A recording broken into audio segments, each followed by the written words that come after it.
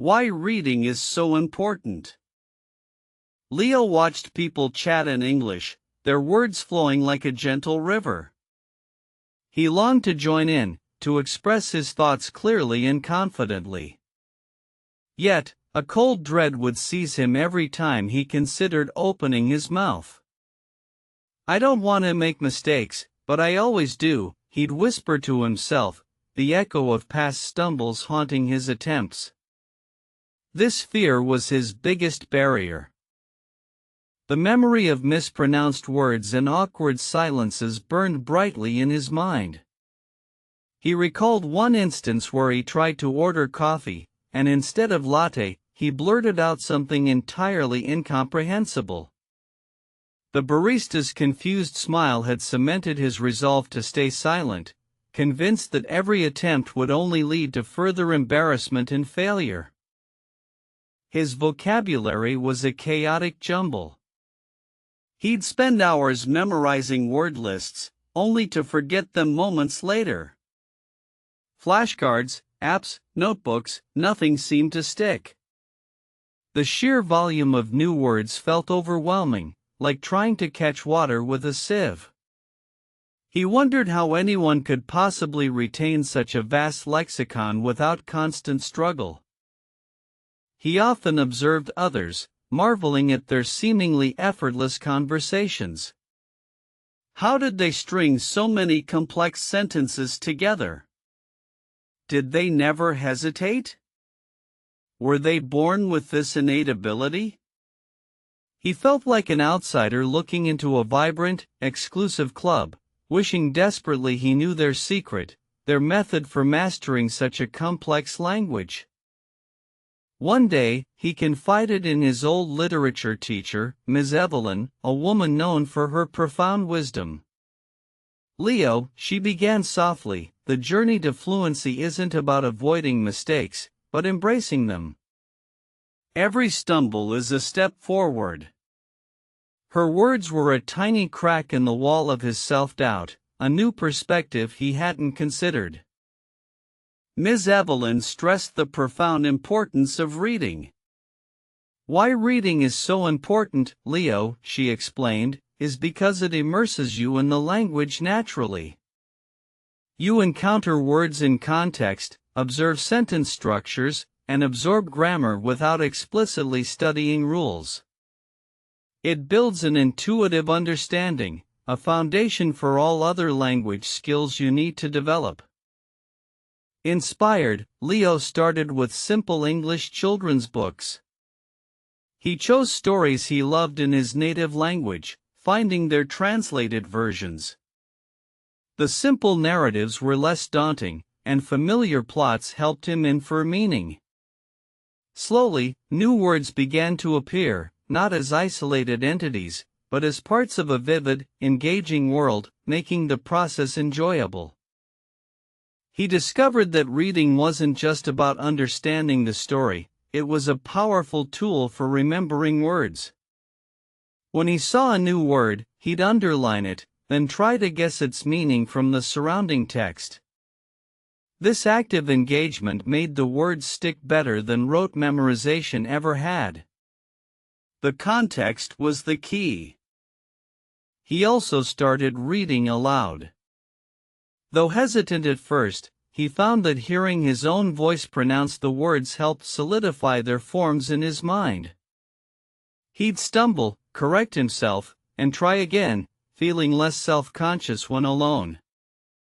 This practice silently built confidence, preparing him for the bigger challenge of speaking with others. As he read more, he noticed patterns. Phrases he'd seen in books started to pop up in English movies and songs. It felt like unlocking a secret code. This realization motivated him even more, showing him a tangible link between the words on the page and the spoken language, making the learning process less abstract and more real. Ms. Evelyn next suggested something peculiar. How to talk at home to yourself, Leo, is a crucial step. Narrate your day, describe objects around you, or even argue with yourself in English.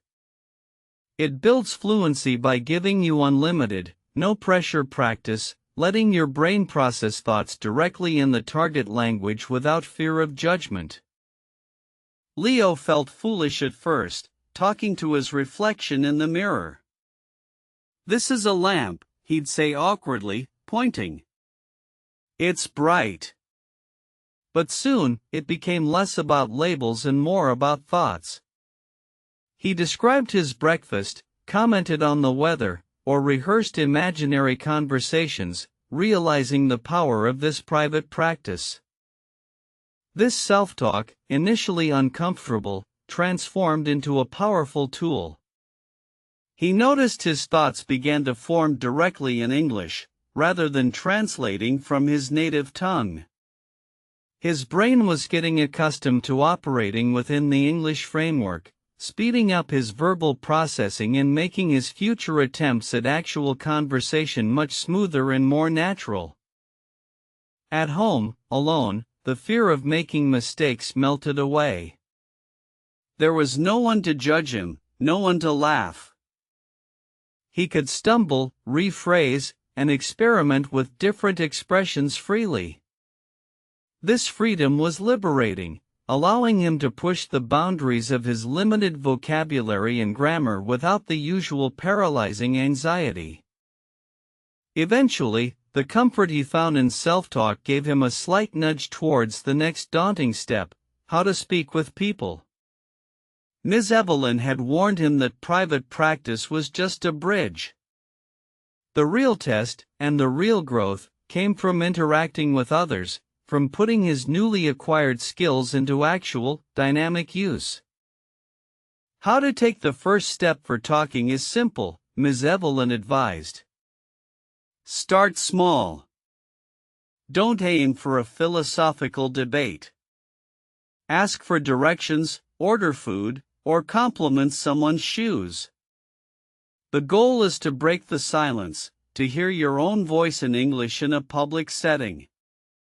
It's about building momentum, one tiny interaction at a time. Leo, heart pounding, tried it. At the local bakery, instead of just pointing, he stammered, Can I have a croissant, please?" The baker smiled kindly, "Of course." It wasn't perfect, but the interaction was successful. A small victory, but it felt monumental, proving that his fear was often bigger than the reality. He also started paying close attention to how other people talk in English. He observed native speakers, noting their intonation, common phrases, and natural pauses. He watched how they handled misunderstandings, how they rephrased things. This silent observation was like a masterclass in conversational dynamics, providing valuable real-world examples. He began to imitate phrases he heard, first in his self-talk, then cautiously in very low-stakes situations. This mimicking helped him internalize natural speech patterns. He learned that fluency wasn't just about knowing words, but about how those words flowed together, how rhythm and stress played crucial roles in conveying meaning and sounding natural. Even with small steps, mistakes still happened. He'd mix up tenses, forget a word, or use the wrong preposition. Each time, that familiar wave of embarrassment threatened to engulf him. "I don't want to make mistakes, but I always do," he'd lament internally, battling the urge to retreat into a shell of silence forever. Ms. Evelyn reiterated, "The truth is, Leo, everyone makes mistakes. Native speakers do. The difference is, they don't let it stop them. You need to see them as feedback, not failures. Each mistake highlights an area for improvement, a stepping stone on your path. Don't let perfection be the enemy of progress." This shift in perspective was vital. He started viewing his mistakes as valuable lessons. If he used make instead of do, he'd mentally note it for next time. The embarrassment didn't disappear completely, but it was now accompanied by a sense of curiosity. What did I learn from that? How to improve your English, Leo, Ms. Evelyn emphasized, is through consistent, diversified practice. It's not one big leap, but thousands of small steps. Read, listen, speak, write.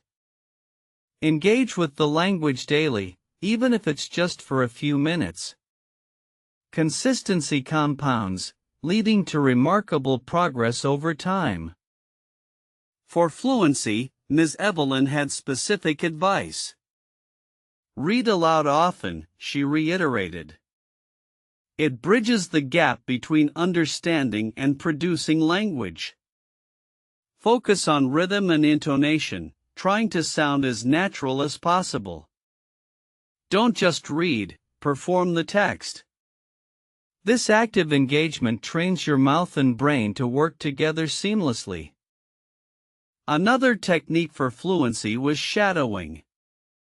He'd listen to a short audio clip and try to repeat it simultaneously, mirroring the speaker's pace, rhythm, and intonation. This pushed him to speak faster and more naturally, forcing his brain to process and produce language in real time, significantly boosting his spoken agility. Ms. Evelyn encouraged him to make a conscious effort to think in English whenever possible. Translate your thoughts directly into English, she advised. This bypasses the mental translation step, which is a major bottleneck for fluency. It trains your brain to operate natively, making your responses quicker and more spontaneous. Leo diversified his learning. He started watching English YouTube videos, listening to podcasts during his commute, and even trying to follow English news channels. These authentic materials exposed him to a wider range of accents and topics, further enriching his vocabulary and understanding of conversational nuances. He learned to be an active listener, not just passively hearing words but trying to grasp the overall message, the speaker's intent, and the subtle cues of conversation. This improved his comprehension immensely, making him feel less overwhelmed in rapid-fire discussions and more capable of formulating appropriate responses. He found a language exchange partner online, a patient native speaker named Chloe. Their conversations, initially halting, became smoother. Chloe gently corrected his mistakes, and Leo learned to ask for clarification. This direct feedback was invaluable, helping him pinpoint persistent errors and refine his grammar and pronunciation. To remember words, Leo developed a multi-pronged approach. He stopped simply listing words.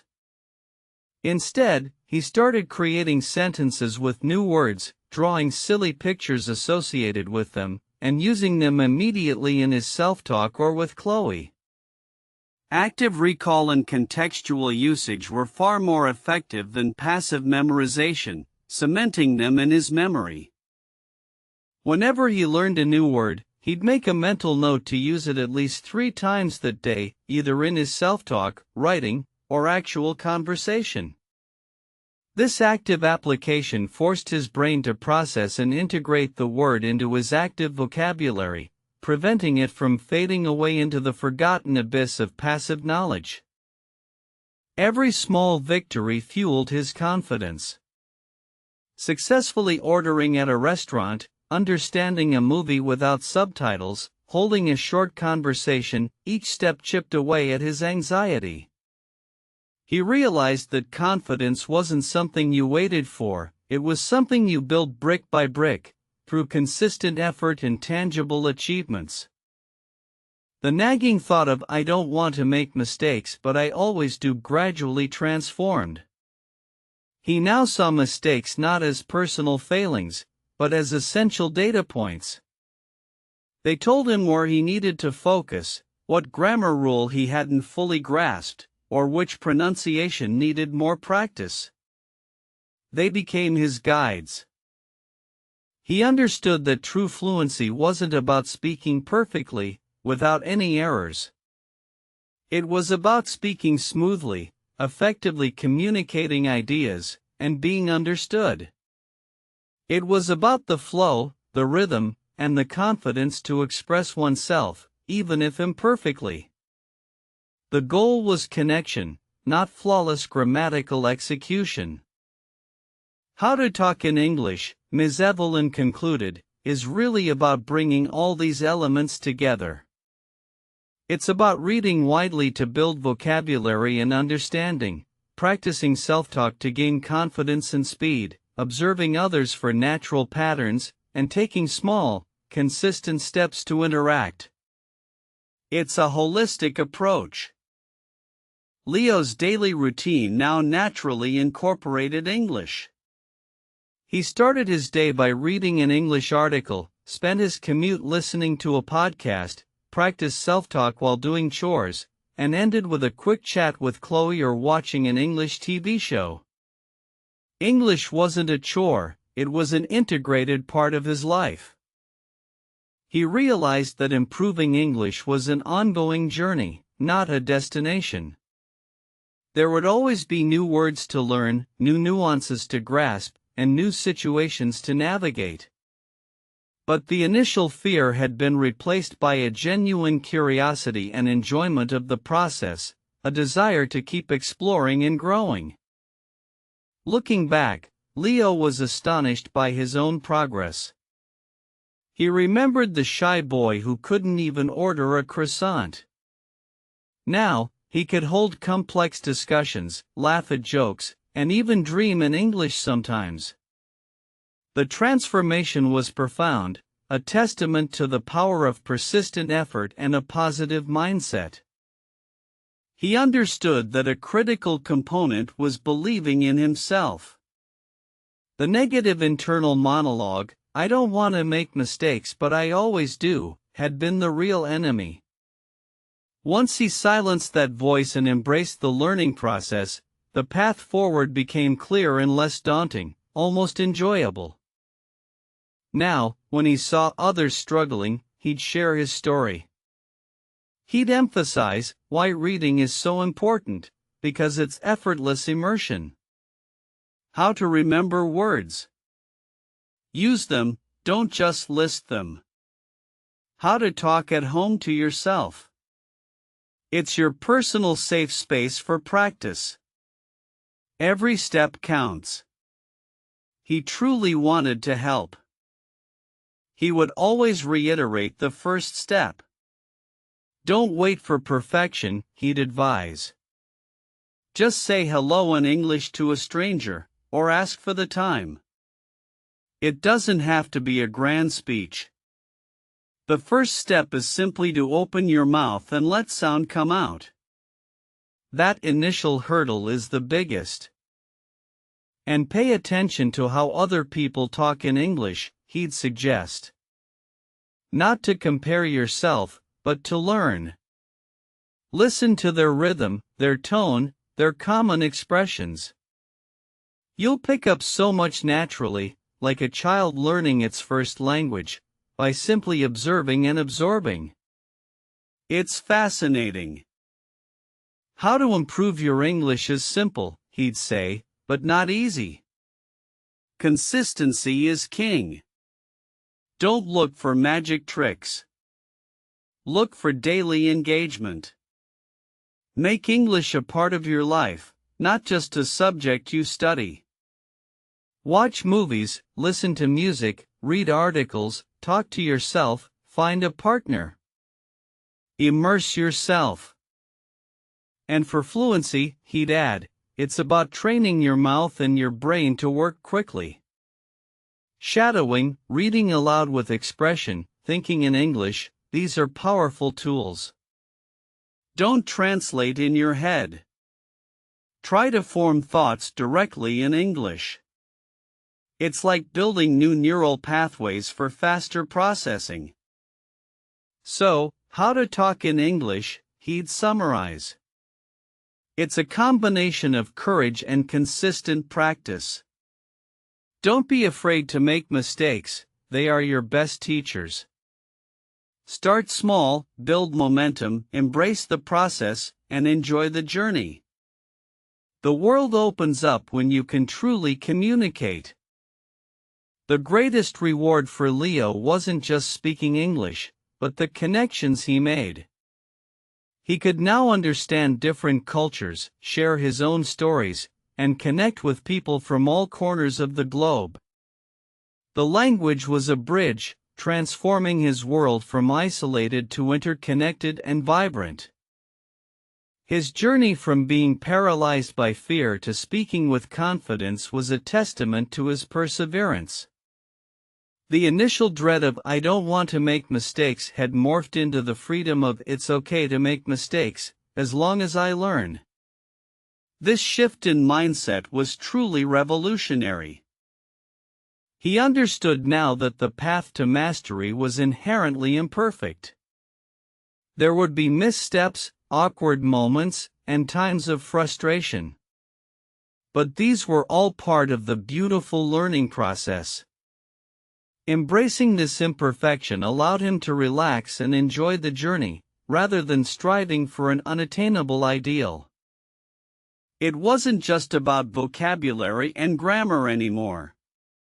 It was about communication, about understanding, about empathy. English had become a tool for deeper connection, not just a set of rules to be memorized. This realization truly solidified his passion for language learning and personal growth. He no longer saw himself as someone who can't speak English. He was Leo, a confident English speaker, always learning. This new identity was empowering, proving that with dedication and the right approach, even the most daunting challenges can be overcome, leading to profound personal transformation. The power of consistency, Leo realized, was understated. It wasn't about heroic efforts once in a while, but about showing up daily, doing small, manageable tasks. These tiny efforts, accumulated over time, created an unstoppable momentum that eventually led to significant, undeniable improvement. He found genuine joy in the daily process. The satisfaction of understanding a complex sentence, the thrill of using a new word correctly, the warmth of connecting with someone in English, these moments became his fuel. The journey itself became the reward, not just the destination of fluency. His advice to anyone struggling was simple: start. Start anywhere. Read, listen, talk to yourself. Find your small victories. Don't let the fear of mistakes paralyze you. Everyone makes them. The only mistake is not trying at all. Take that first step, however small, and keep walking. Leo knew his English journey would continue. He looked forward to reading more complex literature, debating intricate topics, and traveling the world using his newfound skills. The possibilities were endless, all thanks to the courage he found to embrace the messy, beautiful process of learning a new language. And so, the boy who once feared every English word became a confident communicator. His story was a living testament to the truth that language learning is a journey of growth, not just of words, but of self-discovery, confidence, and the amazing power of human connection across borders.